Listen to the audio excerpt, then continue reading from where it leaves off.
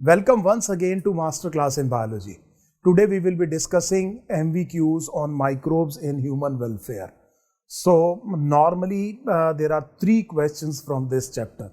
So it may be a chapter that is not very big in content, but it is important for the NEET entrance examination and one of the chapters where examiners frequently ask you questions.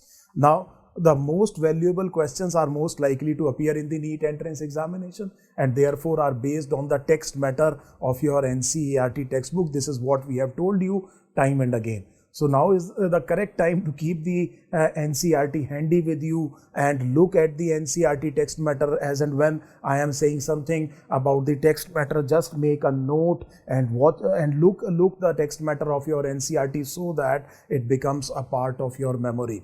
So first thing first, if you look at this, microbes in human welfare, you must understand that NCERT includes everything that is given in biological classification chapter as microbes. So viruses, viroids, prions, look at the NCERT, they are included in microbes. Now traditional biotechnology is use of these microbes, the biological processes such as fermentation, to get services and products that are used for the welfare of the mankind. So this thing is what is called as traditional biotechnology. The modern biotechnology is manipulation of the genetic material, what is called as the genetic engineering, and then making the products which is called as the bioprocess engineering or biochemical engineering, and together they are called as the modern biotechnology, sometimes called as recombinant DNA technology as well. So we are looking at traditional biotechnology here. Now the first question, see, three questions can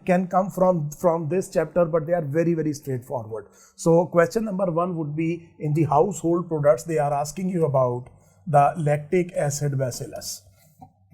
During fermentation produces B12. So if you are fermenting a curd or the curdling of the milk is actually achieved with the help of this microbe. It adds to the nutritional value and it adds vitamin B12, which is very important, at least for the vegetarians. Number two, because it can survive in the acidic environment, it gives a tough competition to Helicobacter pylori type of bacteria that are very common causes of peptic ulcer disease, and therefore can protect the human being from this particular disorder. This is about lactic acid bacillus. Then obviously you know about Saccharomyces cerevisiae. This is a very important question. Baker's yeast or brewer's yeast, you know that the fermentation is alcohol fermentation. So ethyl alcohol or ethanol or carbon dioxide is produced, and in bread, say for example, the carbon dioxide gets trapped in the dough, raises the dough. The process is called as proving. And similarly in fermentation there is ethanol fermentation, and in the ethanol fermentation, remember your class 11th chapter where it says that the natural fermented alcoholic beverages do not have more than 13-14% of alcohol content, because this percentage becomes toxic to the microbe itself, and therefore the fermented alcoholic beverages, say for example like whiskey, brandy, rum, etc., where the content may be around 40% or even more. How is it possible? This is possible with distillation. So a very common question is that what are the alcoholic beverages which are produced with distillation, which are produced without distillation? Without distillation would be wine and beer. This is an important question.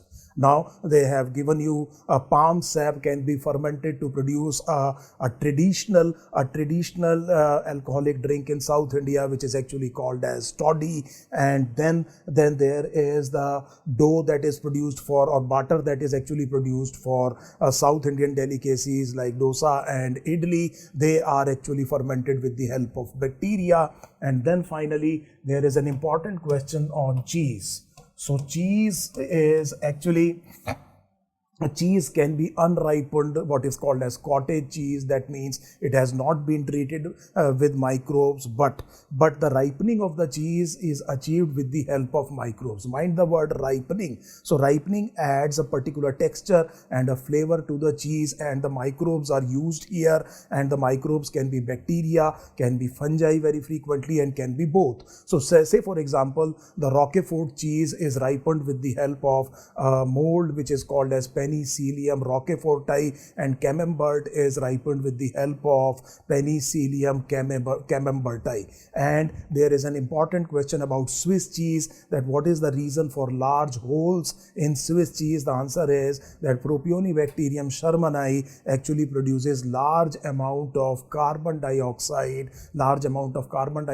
during fermentation, that is responsible for the large hole size in the Swiss cheese. So what I am doing is that I am bringing the NCERT. This is what is microbes in household products. Similarly, in industrial products, we have talked about the fermented beverages, and now we come to antibiotics. Now, in antibiotics, please remember there is a question that what the antibiotic is antibios, which means against life. Now, this is in context for the microbes. So suppose a bacteria enters a human body, you take antibiotic, you want to kill this bacteria. So this is actually antibiotic for the pathogen, but it is actually should be regarded as a probiotic for the human beings. Generally, the term probiotic is used in another concept where microbes are used as nutritional supplements. Lactic acid bacteria, Saccharomyces boulardii are two very, very important microbes that take care of the gut health.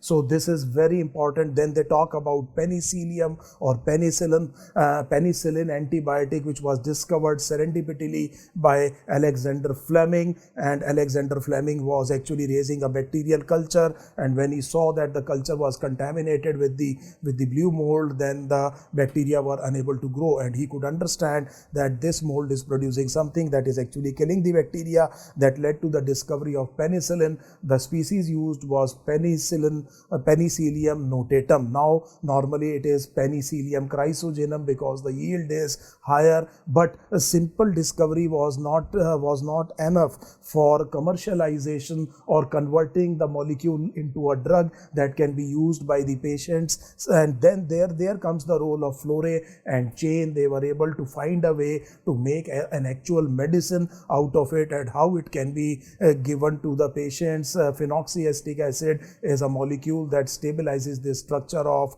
penicillin. It is grown in 2% mol agar. So all the modalities were actually worked out by Flore and Chain, and then your NCERT says that Fleming, Flore and Chain got shared the Nobel Prize. And then NCERT says that do you know that there is an in-text question? Let me show you the in-text question here.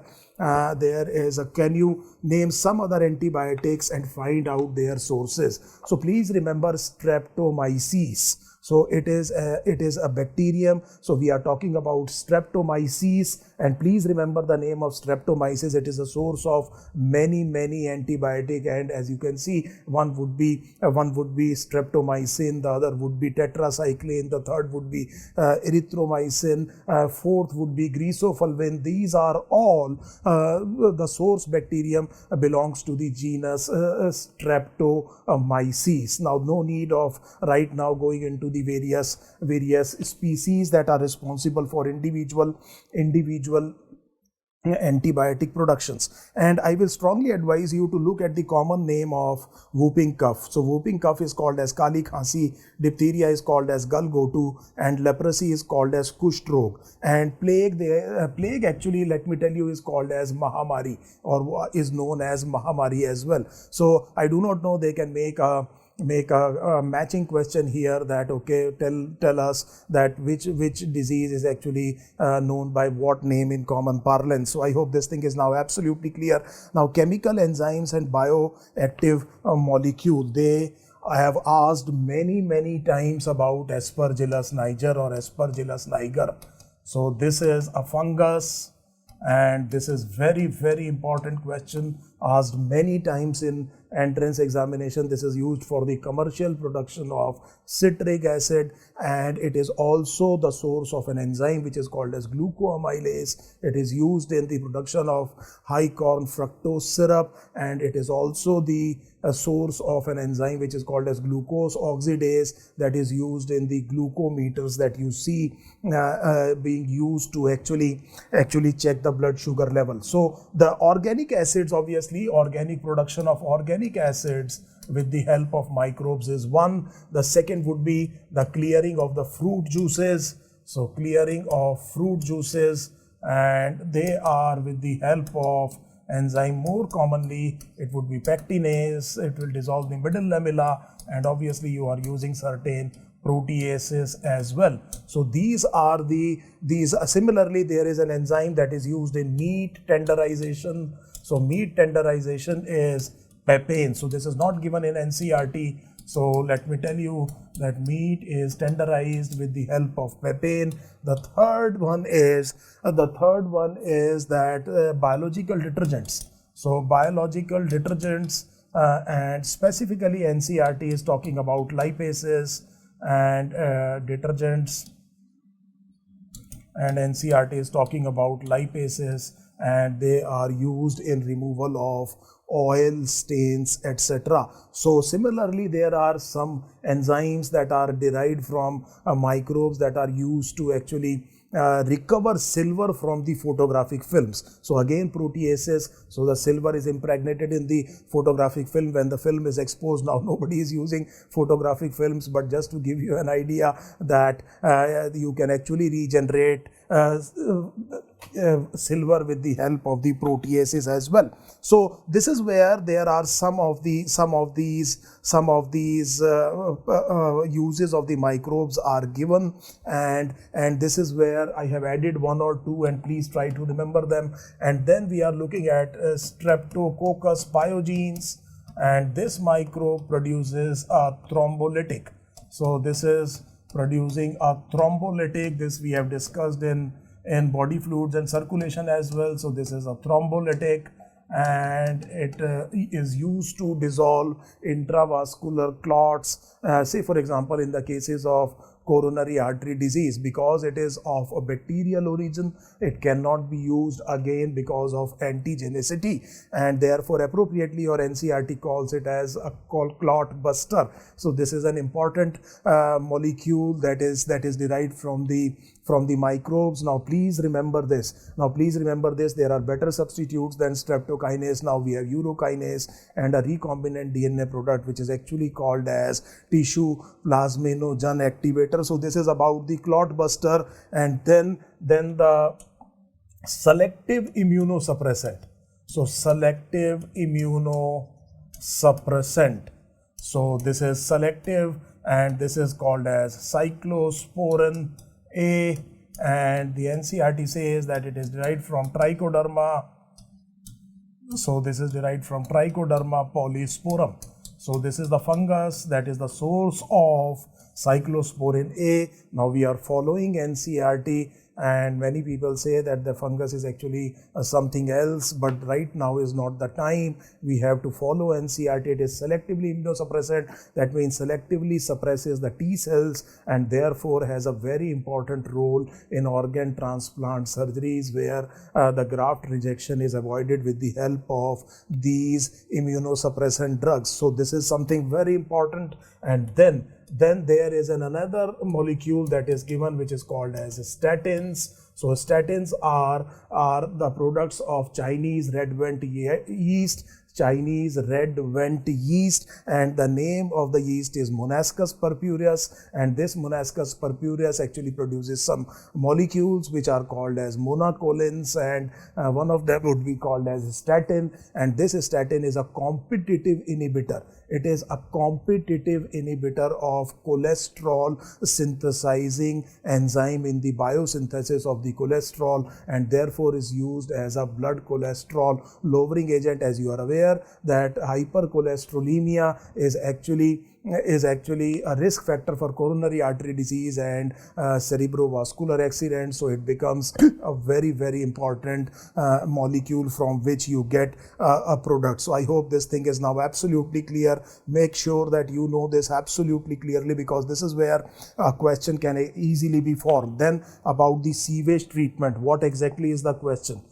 Sewage treatment, what exactly is a sewage? So I'm not going into this. You know about the domestic and municipal waste which is called as sewage, what it is rich in. It is rich in organic matter. It can contain the microbes like E. coli and Salmonella typhi, and there is a primary there is a primary treatment. In the primary treatment, first you do the filtration, then you do the sedimentation, you get what is called as primary sludge, which is actually discarded, and then the supernatant is taken to the aerobic tanks, aeration tanks for secondary treatment, and in the secondary treatment the microbes are used. This is the biological part of the sewage treatment. I am just revising the question. And you measure the biochemical oxygen demand. Higher the BOD, more organic matter is present, lower will be the dissolved oxygen content, and therefore you will have to aerate the system so that the growth of the aerobic bacteria already present or added as an inoculum into the primary effluent actually increases. They form flocks. They can be associated with certain fungal elements as well, and they form flocks. This is what you want. They will consume the organic matter, and this organic matter will be consumed, so the BOD gets reduced and the dissolved oxygen content is increased, and we are not making water drinkable. We are just making water so much pollution free that it can be added to the natural water bodies, say for example rivers. And what happens is that after this again you allow sedimentation, and this time what you get is an activated sludge. So what you get is an activated sludge, and the supernatant is actually passed on to the water bodies like rivers. So this is now sufficient enough pure to be added into the water bodies. The activated sludge is taken for an aerobic sludge digester. And please remember that some part is actually preserved to be used as an inoculum for the incoming batches in the primary treatment, but majority of them would be taken into the anaerobic sludge digesters. And what happens here is that these anaerobic bacteria, they digest this biomass and they convert this biomass into gases like methane and carbon dioxide, and that would be the production of biogas. So these are the questions that they can ask you from sewage treatment. Please remember, very important part is secondary treatment or biological treatment. Now again, we have already discussed about the biogas. So biogas, they will ask you what is the composition. The predominant thing is methane, and it can contain carbon dioxide in a significant amount and traces of hydrogen sulfide. There are other gases as well, but we are limiting ourselves to NCERT. You require a biomass that will be converted into biogas by bacteria like methanogens. So you require a biomass and you require methanogen. Obviously, the two questions possible. One would be that where do you get that methanogens from? Say for example, it is present in the rumen of the ruminants. This is a place. And similarly, you know about the cow dung, which is called as gobar in North India. And this is where the methanogens are present, and that is why it can actually be used as a biomass for production of biogas. And such biogas that is being produced in rural India is appropriately called as the gobar gas. Obviously, the constitution of the biogas will vary according to the biomass that is being used, and because the details of these steps of biogas production is not required here. And please try to remember, it is very good for rural sector where this biomass is easily available, and the Indian Agriculture Research Institute and KVIC have been instrumental in setting up the biogas plants in rural India. These are the questions that are likely to be asked from this particular thing. And then we are talking about biocontrol agent. Now this is something very important. Now try to understand,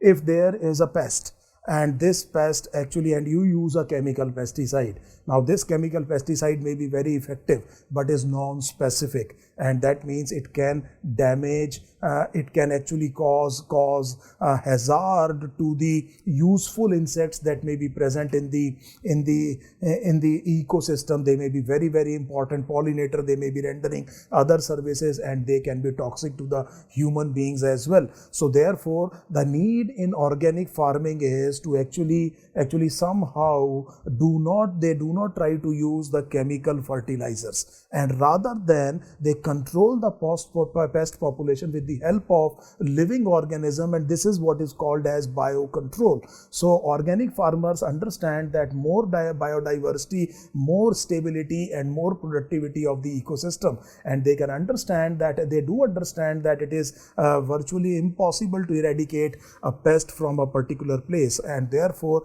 the pest populations are kept at a very low yet manageable level by these type of biocontrol agents. So this is where especially in the ecologically sensitive area, this is where organic farming is very, very important. You also know, we will also see that they also use biofertilizers. So let us look at the organic farming. So what organic farmer is doing is not relying on the chemicals and is trying to use the waste, for example, from a process as a resource for the another process within the system that he has actually created. The reliance is on the living organisms. So these living organisms are used as biocontrol agents. They are also used as a biofertilizer, and this is the recycling that the organic farmer is using. This is very, very important in integrated pest management, especially in the ecologically sensitive area. So now you can understand both topics, that what exactly is happening here.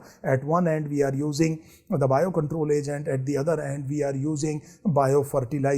And when you look at the biocontrol agents, then look at the ladybird and ladybird controls, aphids, and similarly dragonfly controls, mosquitoes. We will talk a lot about Bacillus thuringiensis as biotechnology. So now I am not going to talk a lot about Bacillus thuringiensis, just reminding you that it can form spores, and these spores can be used in the form of sprays to protect plant against some insect, arthropod pathogens or pests. So I hope this thing is now absolutely clear. And Bacillus thuringiensis has been used as a bioinsecticide, as I told you that we will discuss it a lot in biotechnology. Now, for the control of many pathogens in the rhizosphere, so around the root of the plant there are many pathogens that include fungi. There is a fungus that is used as a biocontrol agent, and this fungus is called as Trichoderma harzianum.